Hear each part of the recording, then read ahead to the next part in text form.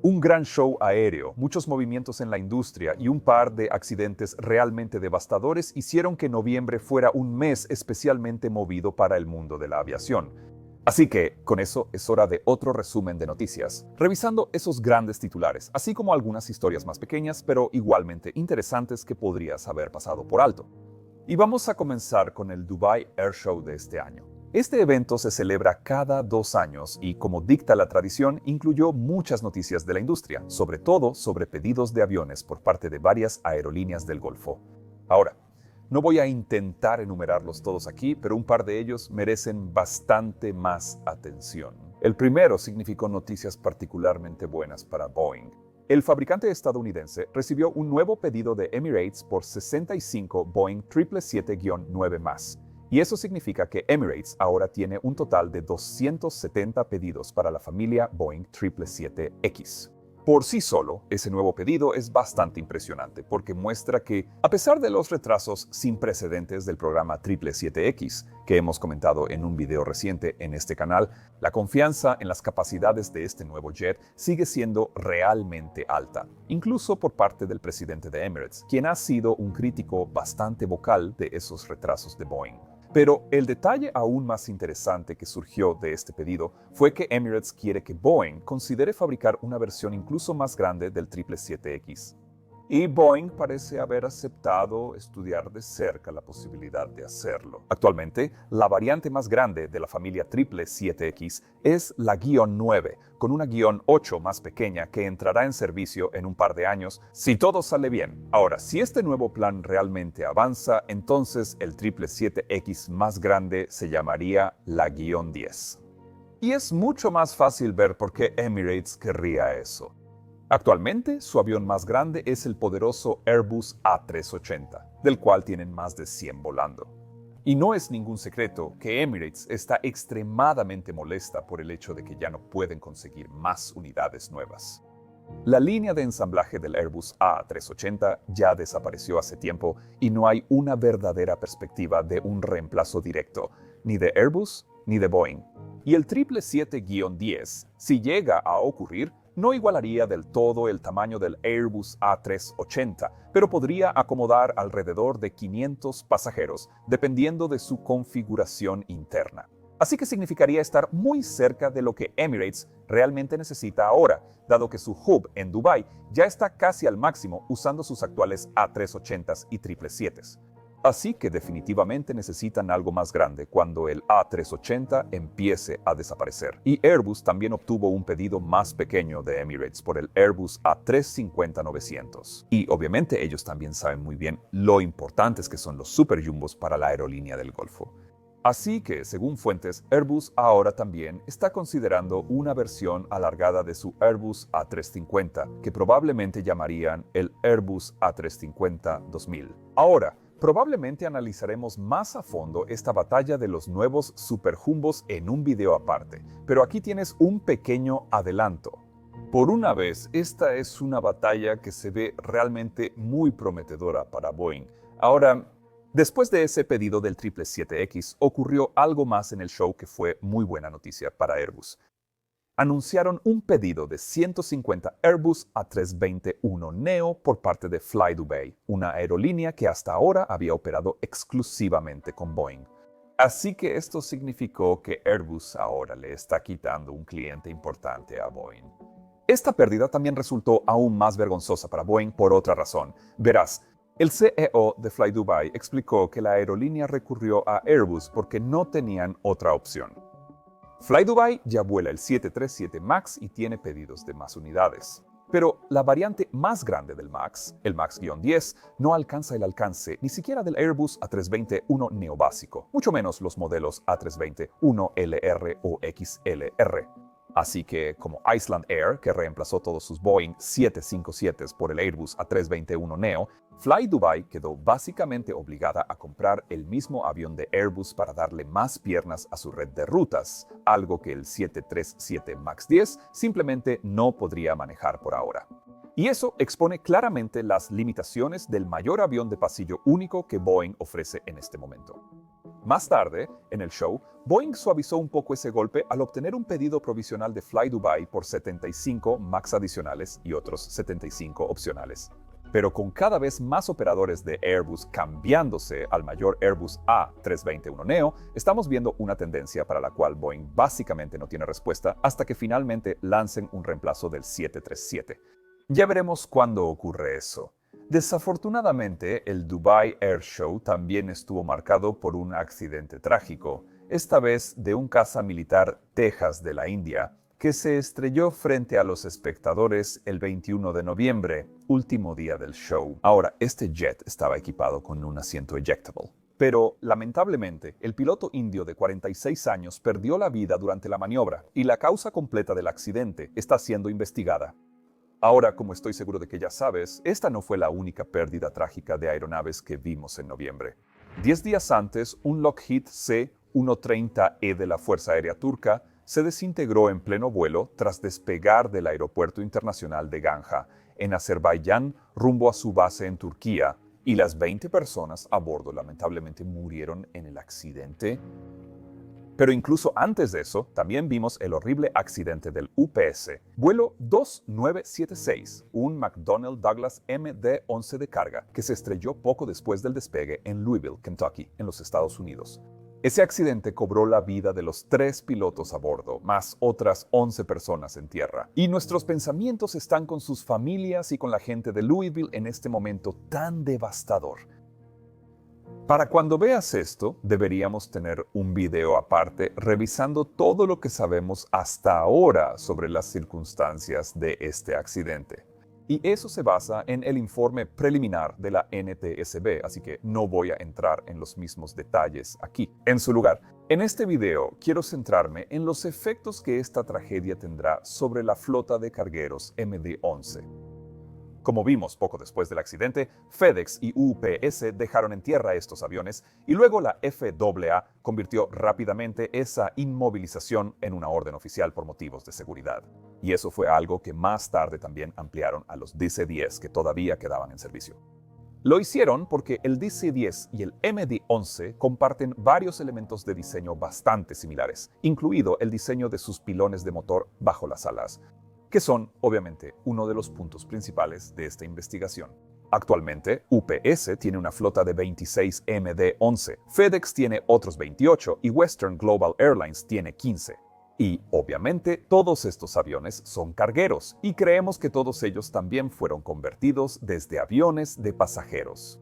A estas alturas, estos MD-11 son aviones muy antiguos. Y como explicamos en nuestro video anterior, la economía de los aviones de carga hace que estos jets puedan seguir siendo rentables durante más tiempo del que podrías imaginar, a pesar de su configuración de 3 motores. Pero ya hace algunos años, muchos operadores esperaban poder reemplazarlos con cargueros Boeing 777-300ER convertidos desde aviones de pasajeros. Y varios de esos programas de conversión también se lanzaron con uno certificado hasta ahora. Pero existe un verdadero problema con ese plan.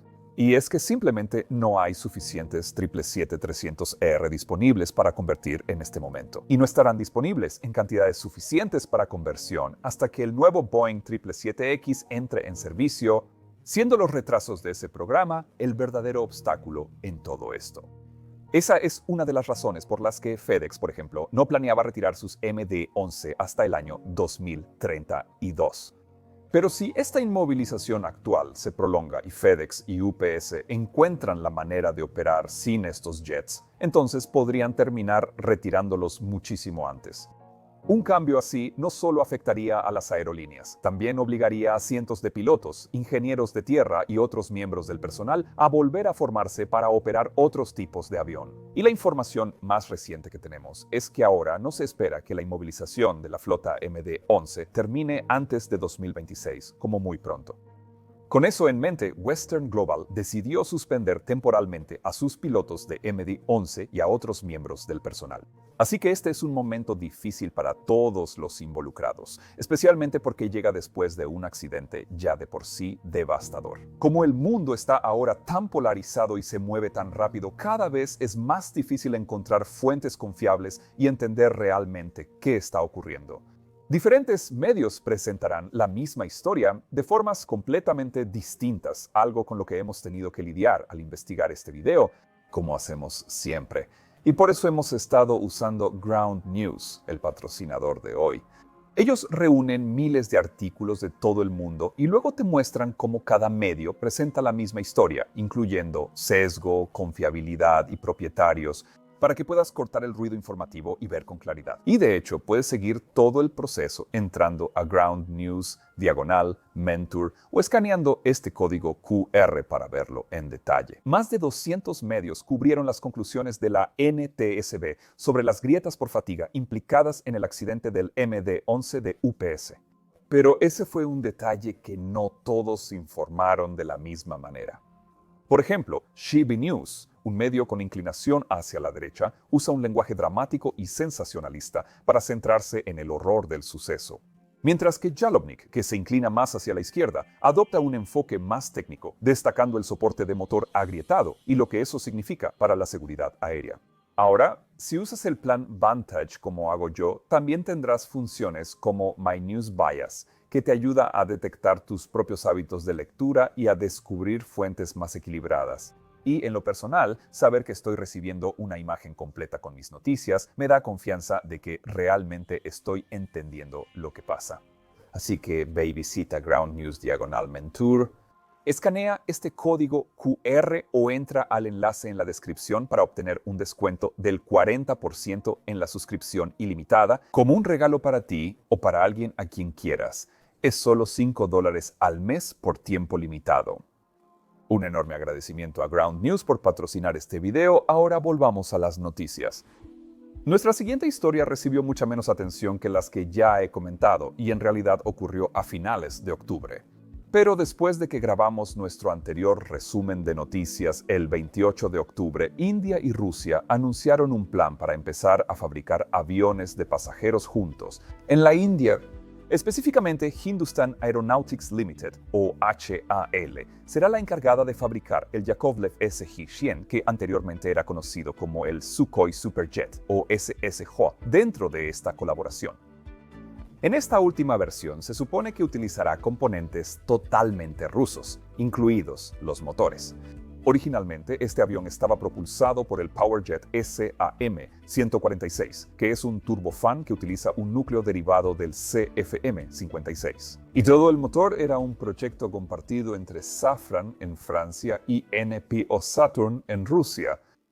Pero después de las sanciones de 2022, ese acuerdo se volvió obviamente imposible. Así que Rusia aceleró el desarrollo de una variante totalmente rusa que, en su lugar, utilizaría los motores Aviat Vigatel PID-D8.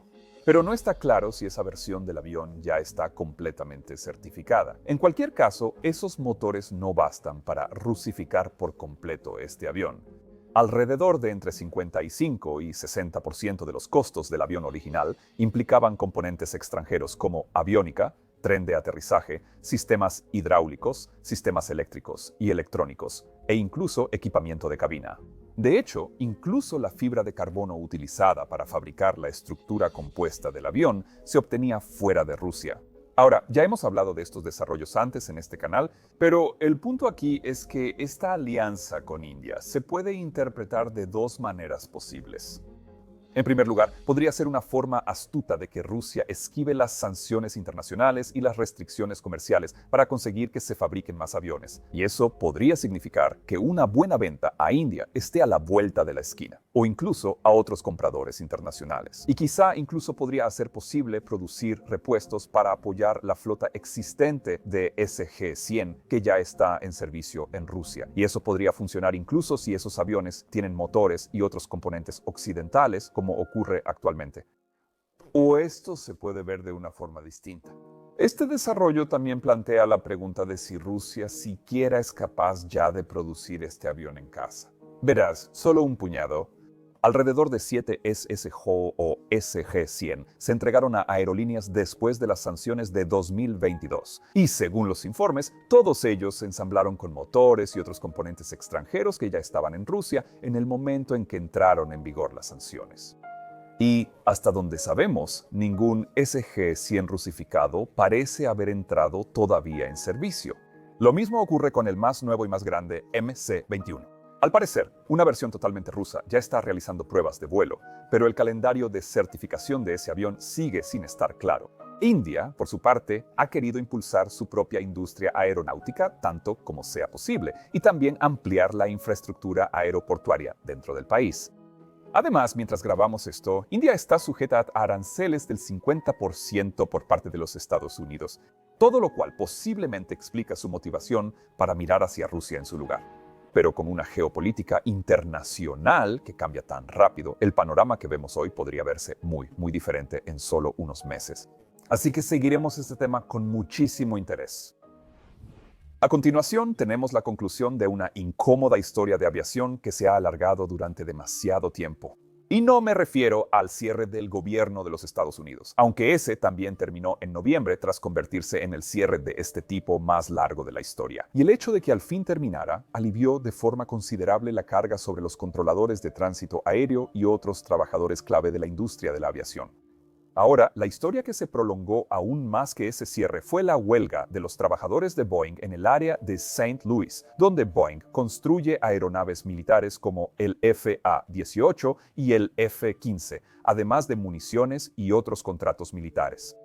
Las negociaciones entre Boeing y sus trabajadores en St. Louis inicialmente se estancaron durante semanas, con varias votaciones de contrato infructuosas en el camino. Y el final por fin llegó el jueves 13 de noviembre, cuando el 68% de los miembros del sindicato de trabajadores IAM District 837, que agrupa a unas 3.200 personas, votó a favor de aprobar la última oferta de contrato a 5 años de Boeing. Ahora bien, esa oferta en realidad no suponía una mejora frente a versiones anteriores.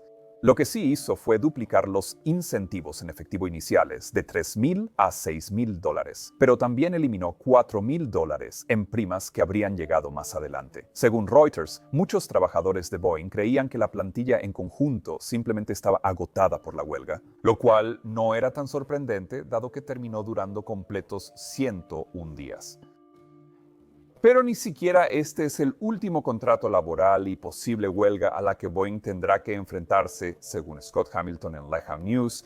En enero del próximo año, unos 1.600 miembros del sindicato de ingenieros SPEA de Boeing en Wichita, que ahora trabajan para Spirit, tienen pendiente un nuevo contrato propio. Pero el mayor desafío para Boeing probablemente vendrá de los 17,000 trabajadores del SPEA en Washington, Oregón, California y Utah, cuyo contrato debe renovarse en octubre del año que viene.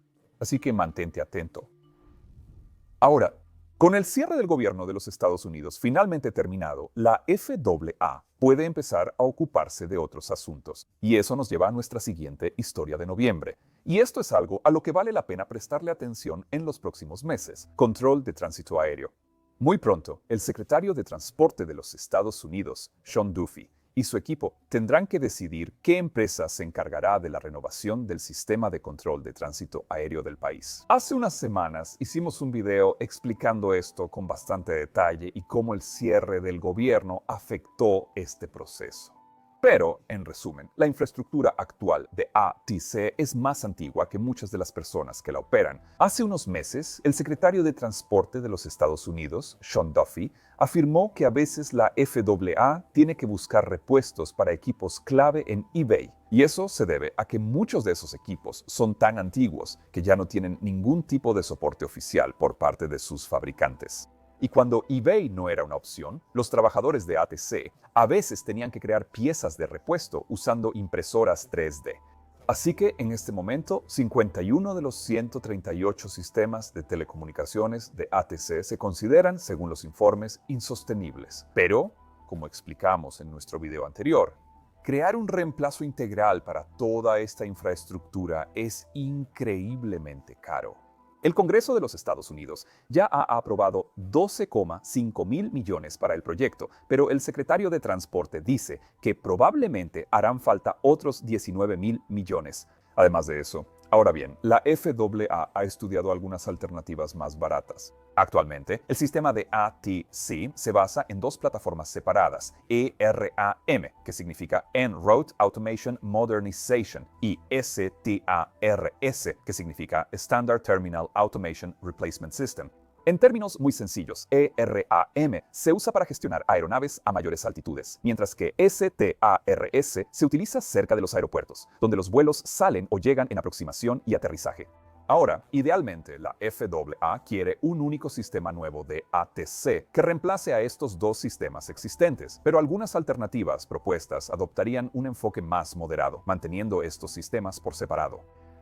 Pero la noticia más reciente es que la FAA espera que las empresas que quieran pujar para encargarse de esta modernización presenten una plataforma única y moderna que se ocupe de todo a la vez como era el plan original. Así que, con la seguridad aérea todavía en primer plano en la mente de todos, solo podemos esperar que este proyecto reciba la atención y la financiación que realmente necesita.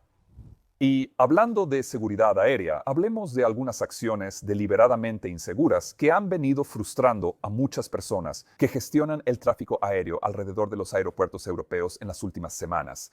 Probablemente ya hayas oído de casos de drones avistados volando cerca o sobre varios aeropuertos europeos últimamente. Pues bien, estos incidentes siguieron ocurriendo en noviembre, pero además de drones, los controladores de tránsito aéreo y los pilotos ahora también tuvieron que lidiar con globos. Sí, el aeropuerto de Vilna, en Lituania, tuvo que cerrar durante más de una hora el jueves 20 de noviembre debido a globos que volaban cerca de la frontera del país con Bielorrusia. Hasta ahora, los gobiernos europeos han tratado los ataques con drones como una forma de guerra híbrida. Y aunque no necesariamente señalaran a Rusia como culpable, eso en realidad no cambiaba mucho las cosas. En el caso de estos globos, sin embargo, hay un giro adicional en la historia. Verás, Lituania cree que se trataba de globos meteorológicos que contrabandistas en Bielorrusia reutilizaron para transportar cigarrillos a través de la frontera. El aeropuerto de Vilna está a solo unos 30 kilómetros o unas 18 millas y media de la frontera, razón por la cual se ven afectados con facilidad por este tipo de emprendimiento. Las autoridades en Lituania creen que estos vuelos de globos tienen tanto que ver con vender cigarrillos de contrabando como con provocar una interrupción deliberada. De ahí el término ataque híbrido.